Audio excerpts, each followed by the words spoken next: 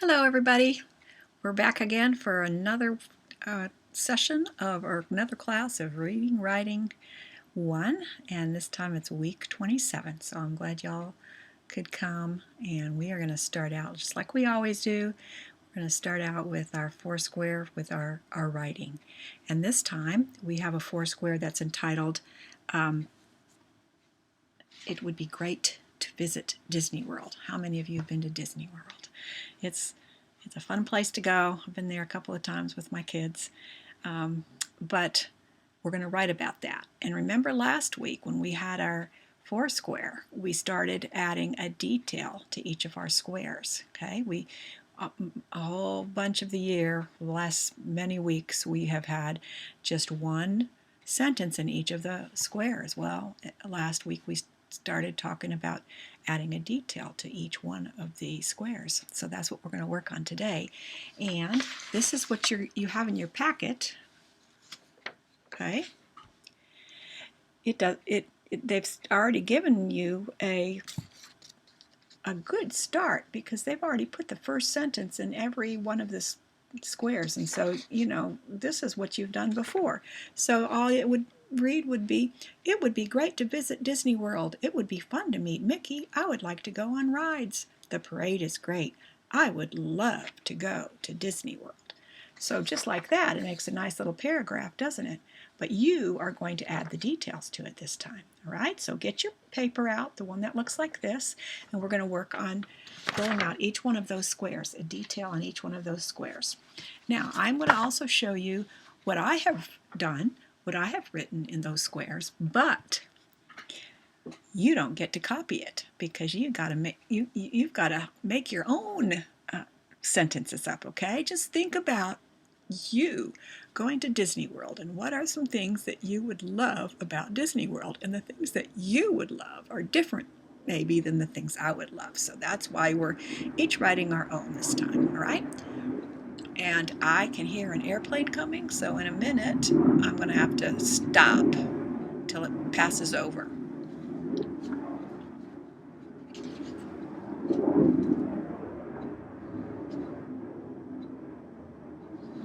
Well, maybe it'll be okay. Okay, so go ahead and write your detail. I'll show you what I have written in just a second. Okay, here goes. This is what I have written. Can you see it?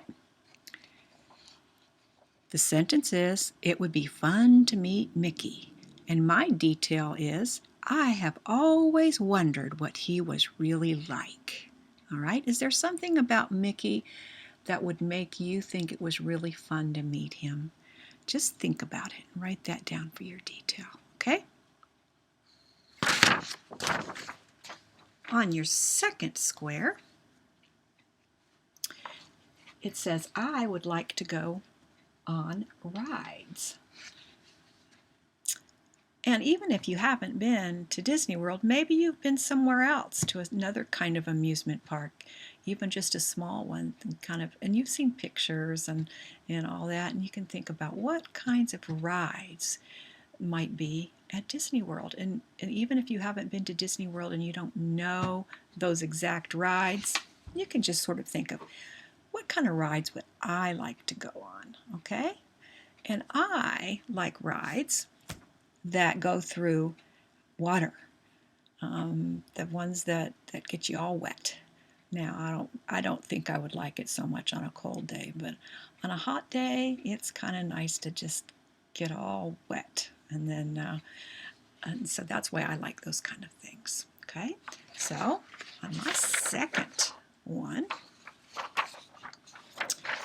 I wrote, "I love the rides." Oops, let me get it over here. "I love the rides that splash me with water." Okay, that's the kind of rides I like. That's my detail. Right. Okay. So now we're on our third square. It says, "The parade is great." Now, for those of you who have not been to Disney World, at the end of every single day, right after it gets dark, they have a huge parade, and it has all the characters in it, Disney characters that you could ever think about, and all kinds of things that go on at Disney World. And the thing about that parade is sometimes it's called the Parade of Lights. And the reason it's called the Parade of Lights is because everybody and everything that is in that parade is completely covered with lights. And so that's all you see, just lights, lights, lights, lights, lights. And since it's dark, it's really very, very neat to watch. Okay, so on mine, the parade is great. You can think about some things that you really like about parades. Write the things that you like the most about parades. All right? Or if you've seen the Parade of Lights, you can actually put something down about that. This is what I wrote on my third square. The thousands of lights make it sparkle. Okay, so that goes along with the parade is great, doesn't it? Now let's go back and make sure that all our details go with our sentence that it belongs to, okay? So on this very first square, it would be fun to meet Mickey. Look at your detail. Does that have to do with meeting Mickey? If it doesn't, then we need to think of another sentence, all right? It has to go with that sentence. Then if we go over to the other square, the second square, I would like to go on the rides. Make sure your detail has something to do with going on the rides. Otherwise, it won't go with the sentence properly, will it? Everything needs to go with what's before it, all right? So now we're on our third square, and I really didn't give you time to write, so I'll give you a minute to write what you're going to write on that third square. The parade is great. You need to make sure that what you write has something to do with the parade, okay?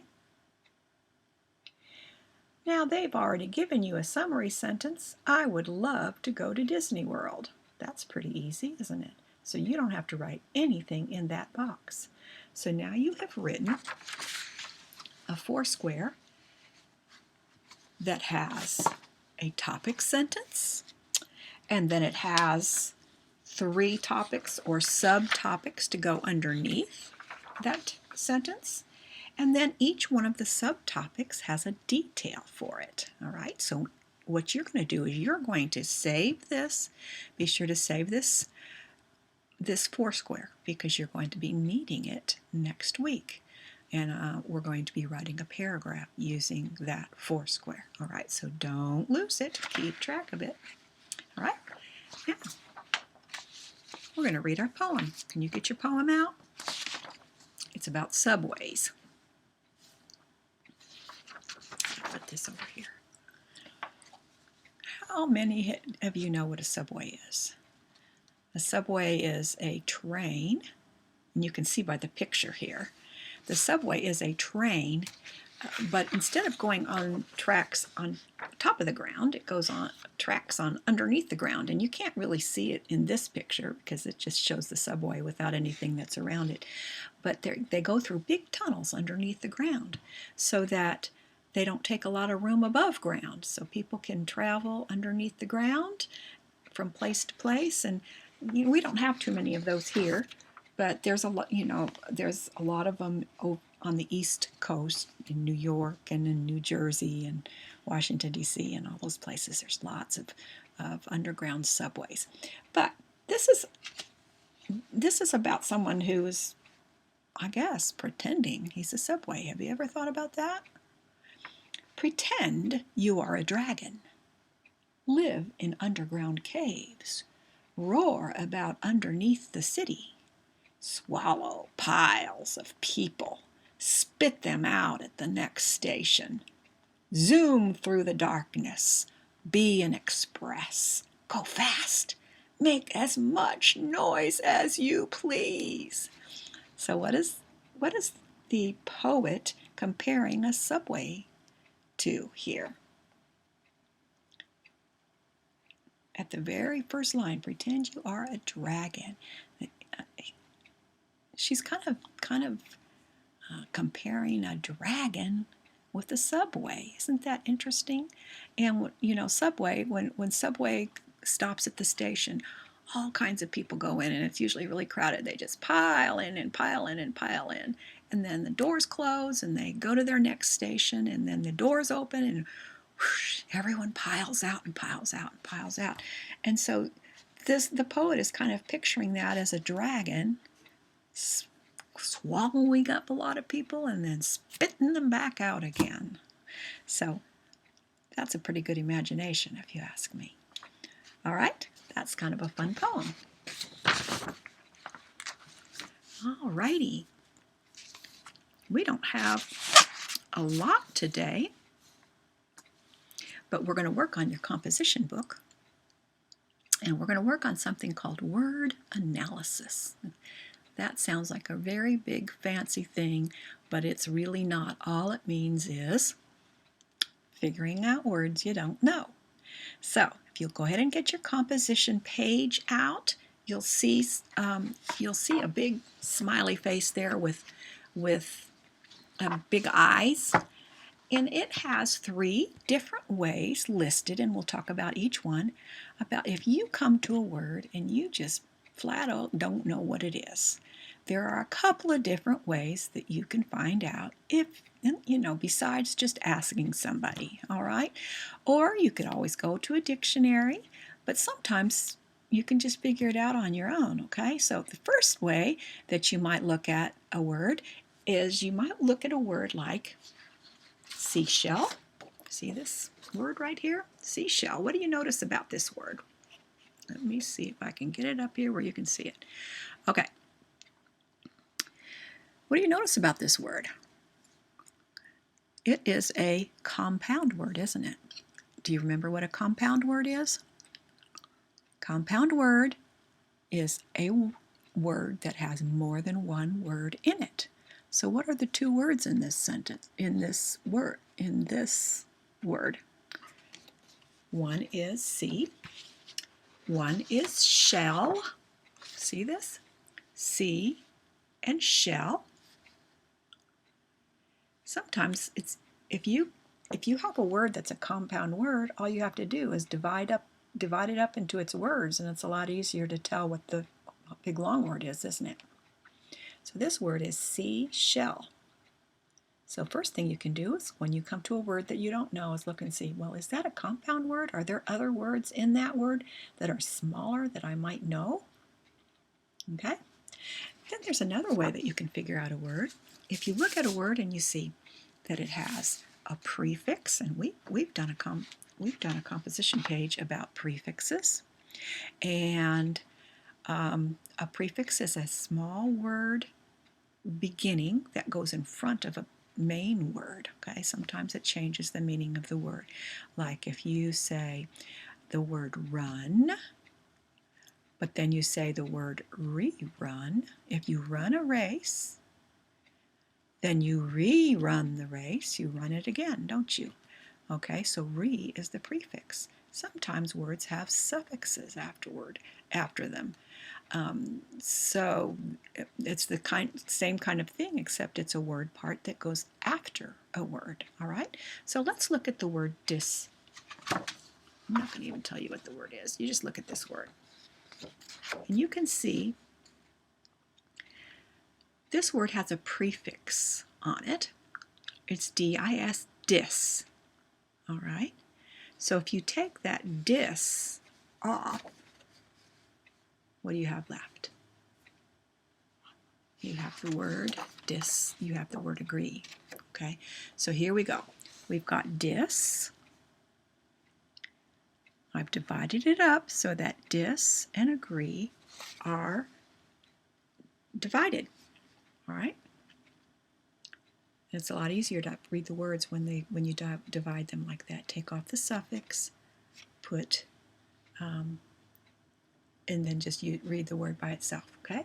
Sometimes words are just super long and they don't have suffixes and they aren't compound words, and you just think you just don't know what they are. A lot of times, what I do, and I will show you this in a minute, but a lot of times what I do is I take my finger and I put it over the word, and I just cover part of the word and see if I can read the part that's uncovered. And when I've kind of figured that out, then I'll move my finger to a little bit more of the word and see if I can read that part, and so on, and then put them all together. But let's look at this word right here. Okay, this is kind of a long word. You might know what it is, but maybe you don't. Okay, so let's look at this word. This word has two M's in it. That might be a good place to start. So what you can do is you can look at your two words. You cover up all the rest of your words, the word, and you just read that part. Come. Now what we're going to do is we're going to uncover a little bit more. Camus or Camus. We don't know yet, but it could be something like that. Camus. Then we have ne, community. So it's not community, it's community. Sometimes when you start saying the word, you recognize it right away after you've tried to say part of it. And so what I've done here is I have just divided it up just like that. Community. So if you have a long word, try doing that. Try dividing it up. All right, so now what we're going to do is we're going to actually make your composition book. So go ahead and get yourself a page, cut it to the right spot, 7 inches by 9.5 inches, and then we're going to make your page. And you know what? You've already done part of it. You didn't even know it. It's just a matter of copying what we just said. All right, so your page is going to look like this. All right? And you can see those words that are on there are the same exact words that we just did. So it says to decode words you don't know. And decode means to figure out words you don't know. Look for compound words like seashell. Look for affixes, and that's just a fancy word for prefixes and suffixes like I was just talking about. And there's the word we just did, disagree. Or if it's a long word, you can divide it into syllables, and there's your word, community. All right? Now, there's some other things that you're going to write underneath, and it has to do with those very same things that we just talked about, all right? But you have a picture of this in your packet, so I'm not going to hold this up here for you to copy. You can just look at that page in your packet and copy it, okay? All right, what do you think of the book you've been reading so far? You're going to finish it up this week. First book all year that's taken you 3 weeks to read, isn't it? But it's been kind of a fun book, hasn't it? Grandma's life was pretty interesting, and she got herself into a lot of fixes. They're pretty funny too. Yeah, what did you think about her throwing her dishwater in her dad's face accidentally? Oops. So there are some funny things in that story. There's going to be some more things this week that you're just going, really? I can't believe she did that. But anyway, it makes it fun, and it's always fun to read a book that you get to chuckle over a little bit. So have fun reading the rest of this book and filling out your packet, and I will see you next week. Bye-bye.